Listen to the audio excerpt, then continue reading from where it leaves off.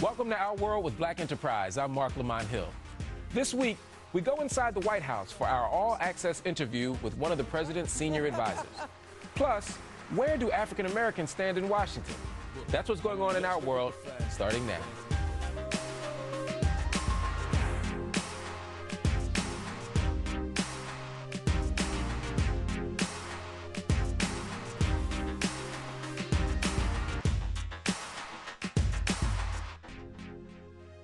As White House senior advisor and longtime friend to President Obama, Valerie Jarrett has the inside scoop on the president's strategy for the next 2 years.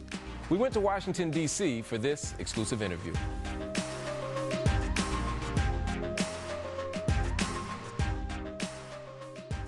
Ms. Jarrett, thank you so much for spending some time with us today. My pleasure. It's no secret that in the last year and a half, the Obama administration has taken a few hits. It's been challenging. Yes. These are challenging times in which he is the president. That's true. Absolutely. And in the 2010, the midterm elections, obviously Democrats took a big hit. Shellacking, I think, was his word. Right, exactly. Yes. To use the president's words, a shellacking, losing the House, losing leverage in the Senate, and so forth. How do you all make sense of that kind of a loss? Well, I think, look, the fact of the matter is our country has been through an extraordinarily devastating economic time. There isn't a family in our country who wasn't touched by the recession, worst recession certainly in our lifetime. And so that's the circumstance in which the president walked into office, and he had to deal with the hand he was dealt, and he took it on head on, and he did everything within his power, working with Congress to try to bring the economy back from the brink of disaster and put our country on a better course.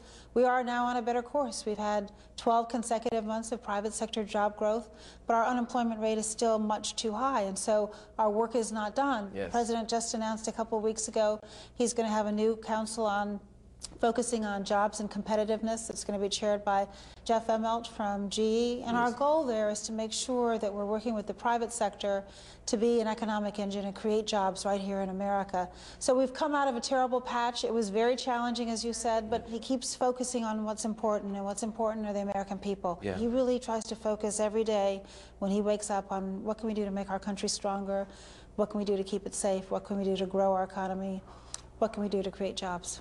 One of the criticisms of the president is that while he's working aggressively to reduce unemployment, to create jobs and so forth, nothing has been targeted to African-American voters, to the African-American community at large. Well, I'd say a few things. I'd say, first of all, if you look at the major domestic policy initiatives that the president took on when he came into office, they have a disproportionately positive impact on the black community.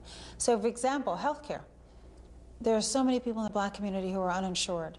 And so ensuring that we have insurance for all, ensuring that people can have checkups and not have to pay for them, because so many people avoid going in for just routine exams that could help them avoid, near-death diseases if they simply had those checkups. So if you think about those initiatives, if you think about the Recovery Act that was designed, again, to provide a safety net, tax relief for 95% of working families, unemployment insurance, which was continued in the lame duck when we were able to pass the tax package. And that didn't just have unemployment insurance. It had a payroll tax credit. It had a child tax credit. Absolutely. It had an earned income tax credit, something very important to low-wage workers, predominantly in the African-American community.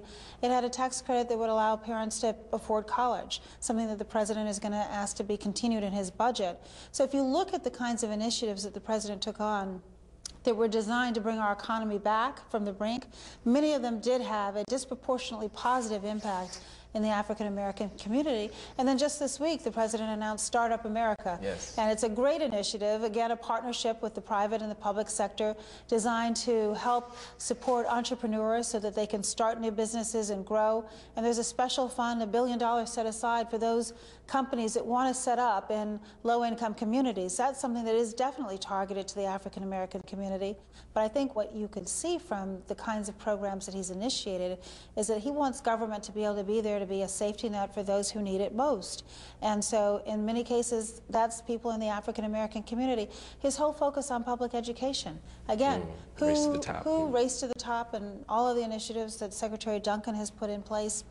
The best way for us to bring the black community out of poverty and to help communities that have been neglected long before this last recession. I mean, let's face it, In many communities around our country, black people have been suffering for a long time. Right. Double-digit unemployment is not new for us. This is not new for us. And so what's the best tool that we could offer to bring ourselves out of poverty?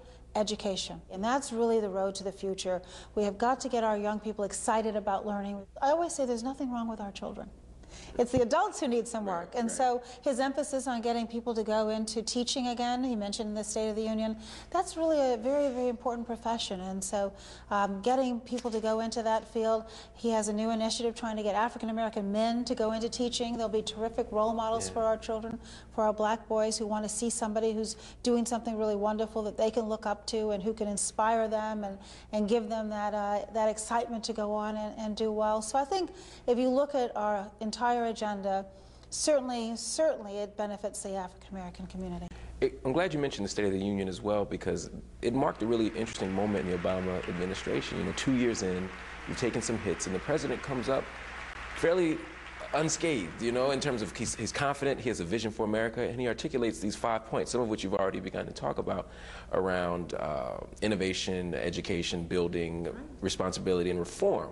Those are our 5 points. Thank you. You're doing my job for me. I want to talk about this first idea of innovation a little bit more, though, because it seems to be at the top of the president's agenda right now. And it seems to be also a way of speaking back to folk who say that he's not thinking of business, that he's not thinking of Wall Street, and that he's not thinking of the country's long-term future. How does innovation play into his defense against people from the right who are attacking him on this issue? Well, I'm glad you started with innovation, because part of what makes America so extraordinary is our ingenuity and our entrepreneurial spirit and our creativity. I mean, everything from the light bulb to the internet. This is what we do here in America. We innovate, we create. And what government has to do is to make that easy for business. And so whether it's providing tax credits for research and development or whether it's investing in clean energy, what the president has said is the long-term sustainable growth and health is dependent upon the private sector. We came in the short term, we spent some money under the Recovery Act to help jumpstart the economy, but over the long term, it's the private sector that has to step up. And it's our job to make it easier for them to do. Companies today can choose between investing here in the United States or investing anywhere in the world. We want them to choose here. And I think the president's message was really all about winning the future.